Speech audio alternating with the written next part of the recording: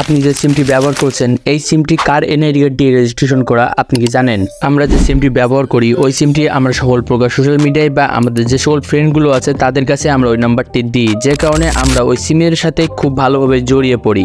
এখন কোনো কারণে যদি আপনার ওই সিমটি হারিয়ে যায় বা নষ্ট হয়ে যায়, ওই সিমটি আবার নতুন করে ওঠানোর জন্য বা ওই সিমটি যদি অন্য কারোর নামে রেজিস্ট্রেশন করা থাকে সেটি আপনার নামে রেজিস্ট্রেশন করার জন্য অবশ্যই আপনাকে জানতে হবে আপনার সিমটি কার এনআইডি কার্ড দিয়ে রেজিস্ট্রেশন করা। তো সেই প্রসেসটি আমি এই ভিডিওতে দেখাবো। মূল ভিডিওতে যাওয়ার আগে আমি আপনাদেরকে একটি বিষয় ক্লিয়ারভাবে জানিয়ে দিই, আপনি যদি এমন একটি সিম ব্যবহার করছেন যেটি বাজার থেকে কিনছেন এবং ওই সিমটি অন্য কারোর নামে রেজিস্ট্রেশন করা যেটি আপনি জানেন না, বা সিমটি কার নামে রেজিস্ট্রেশন করা সেটি অনুমানও করতে পারছেন না, সেক্ষেত্রে আপনি জানতে পারবেন না সিমটি কার নামে রেজিস্ট্রেশন করা। তবে যদি অনুমান করতে পারেন সিমটি কার নামে রেজিস্ট্রেশন করা, তাহলে আপনি আমার এই ট্রিক্সটি ট্রাই করে দেখতে পারেন এবং শিওর হতে পারেন আপনার সিমটি কার নামে রেজিস্ট্রেশন করা। এছাড়াও আমার এই ট্রিক্সটির মাধ্যমে আপনি জানতে পারবেন আপনার এনআইডি কার্ড দিয়ে কয়টি সিম অ্যাক্টিভ করা হয়েছে। তাই ভিডিওটি যদি আপনার কাছে ইম্পর্টেন্ট মনে হয় তাহলে এই ভিডিওটি কন্টিনিউ করবেন। প্রথমত ফোন থেকে ডায়াল প্যাডটি ওপেন করবেন। এটি আপনি অ্যান্ড্রয়েড ফোন বা বাটন ফোন দুইটির ক্ষেত্রেই কাজ করতে পারবেন।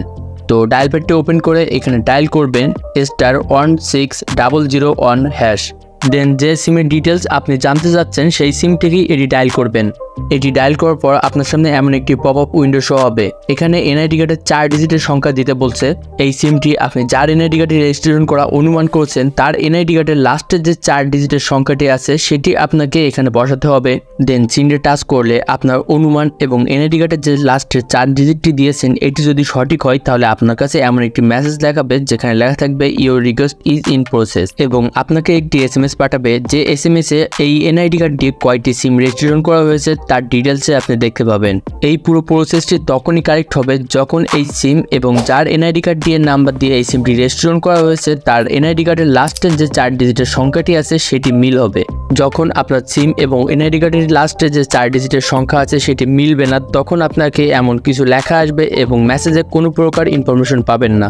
তাই আপনি যাকে অনুমান করছেন তার এনআইডি কার্ডের নাম্বার দিয়ে আপনি এটি ট্রাই করে দেখবেন। এছাড়াও আপনার নামে রেজিস্ট্রেশন করা আছে এমন একটি সিম থেকে আমার এই প্রসেসটি ফলো করে আপনি জানতে পারবেন যে আপনার নামে বা আপনার এনআইডি কার্ড নাম্বার দিয়ে কয়টি সিম রেজিস্ট্রেশন করা হয়েছে।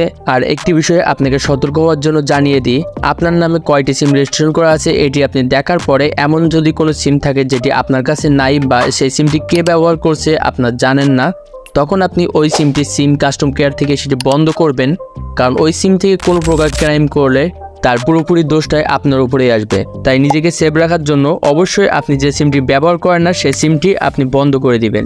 আশা করি ভিডিওটি আপনার অনেক ভালো লেগেছে। তো ভিডিওটি যদি ভালো লেগে থাকে তাহলে এই ভিডিওটিতে একটি লাইক দিয়ে দিবেন এবং তার পাশাপাশি আমার চ্যানেলটি সাবস্ক্রাইব করে দিয়ে ফেসবুক পেজটি ফলো দিয়ে রাখবেন। আর ভিডিও রিলেটিভ কোনো প্রশ্ন থাকলে আমাকে কমেন্টে জানাতে পারেন। তো আজকের ভিডিও পর্যন্তই, দেখা হচ্ছে পরবর্তী কোনো ভিডিওতে।